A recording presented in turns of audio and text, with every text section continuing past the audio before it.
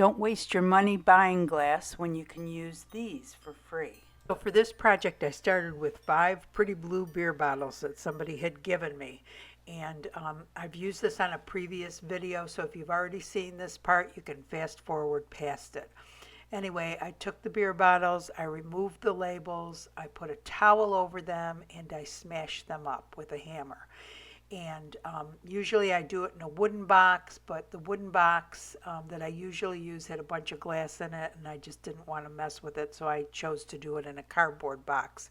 And I did tape it up so that none of the glass got stuck under any of the flaps. There's a few pieces that were larger than what I wanted, and I took my C-bell nippers and I just nipped them into smaller pieces. Brought them in the house and I dumped them into my tumblers. I actually put them into 2 3-pound tumblers, and I apologize for the foggy video. I was actually holding the camera with one hand and doing that with the other. And then I filled it with water just over the top of the glass, put a squirt of the Dawn dish spray in it, and all that does is helps clean it and helps get all the stickiness off of it. And I chose to tumble this for 3 hours because there was so much stickiness on the outside of the bottles, plus it was very thin glass. And the thinner the glass, the longer you have to tumble it. Usually I'll do thin glass for 2 hours, but because I wanted to get the sticky stuff off of it too, I chose to do it for 3 hours. And 3 hours isn't really that long.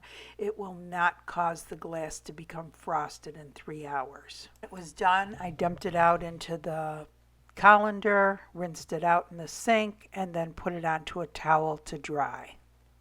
And it's such a simple thing to do, and now your glass is no longer sharp. You can't cut yourself. If you sell your artwork, nobody can cut themselves. You don't have to worry about it. Next, I took a 12 by 3 canvas and painted it with Artist Loft Iridescent Medium. And I turned it over and put painter's tape along the back, the perimeter of the back, to catch any resin drips. So next, I dumped the glass onto the canvas and just kind of shaped it into the form of a Christmas tree. Bow for the top is actually a brooch, and when I go to garage sales and thrift stores, that's one of the things I look for is jewelry, old jewelry, and the bottom tree trunk is made out of some old jewelry that I cut to form the shape of a trunk.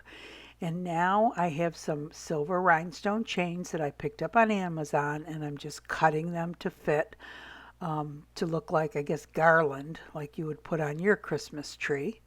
And I ended up putting 5 lines of that. And then next, I have these little silver balls that I had picked up actually on Temu. They're so pretty. And I decorated the tree with those. Next, it's ready for the resin. The resin I'm using for this project is Teexpert. It's a 2-to-1 ratio resin, and it's advertised as a coating resin, so I wanted to try it on this canvas. I usually use the spoon to drizzle it over the glass first to make sure that's all covered, and then I go ahead and drizzle it on the canvas and spread it out with either the spoon or with a gloved hand. I use a toothpick to get any sediment out. I use the kitchen torch to get rid of bubbles. I also drizzle it along the sides and then use my gloved hand to smooth it along the sides. I like the resin to drip down on the sides. Some people don't put any resin on the sides, and you can see I just put it up on some cups. You don't want it sitting flat on whatever you're working on because the resin will drip down and stick to it. And even if you have a silicone surface, even though resin doesn't stick to silicone, it will pool around it and it will be difficult to remove it from the canvas.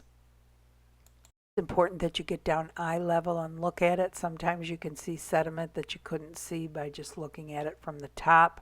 I always come back every 15 minutes after I finish a project to recheck for sediment, get it out with a toothpick, to retorch for bubbles if need be. It's really important that it sits on a flat level surface. Here I'm taking the pin off the back of the brooch so that it'll sit flat. This Teexpert resin has no VOCs. It has a work time of 30 minutes, a final cure time of 24 to 48 hours. You can usually touch it after 10 to 8 hours. Maximum pour would be 1/8 inch, and it cures best at temperatures between 70 and 80 degrees Fahrenheit. It's in your best interest to read the directions for the resin that you are using because all resins are different. So in your best interest to cover it with a dust cover. Hey everybody, another Christmas tree. Thought I would run out of ideas, but here's another one. And this is with the blue beer bottles. So it's a thinner glass, but you have to just pile it real high and it works well. And I'm using this new resin, new to me. I think Teexpert, I'm not sure if I'm pronouncing it right, has been out for a while, but they sent me this sample, and this is a 2-to-1 ratio, which I'm not really used to working with. I usually use a 1-to-1 ratio, but you know, I was able to figure it out. It is advertised as a coating resin, so I really wanted to try it on canvas, and the coverage was real nice. It was a thinner resin after being mixed, thinner than what I'm used to, but it did go over the sides. It did cover the edges nice. I think it was a little bit thinner up on the edges, but it did coat it. It's not as thick of a resin as, say, Art Resin, KS Resin, or the Naked Fusion Original Formula. Might be a little bit thicker as it goes over the edges, but I didn't try to let it thicken up at all either. But you know, the coverage is beautiful. There's no fish eyes or anything. Nice and shiny and pretty. So anyway, I hope you guys enjoyed the project. If you did, please give it a thumbs up. That really helps the channel. If you enjoy the channel, go ahead and subscribe. I've got a bunch more Christmas trees and different Christmas art coming up. And if you hit the bell, I believe it will notify you every time I put out a new video. We have the Facebook page going, an amazing group of people that are putting out all their holiday stuff. I think they've been putting it out since July, since we had that Christmas in July. Everybody got so excited about it, they just kept on making Christmas stuff. Well, you know, the crafters who sell at craft shows try to get ideas early so that they can start making their stuff to sell.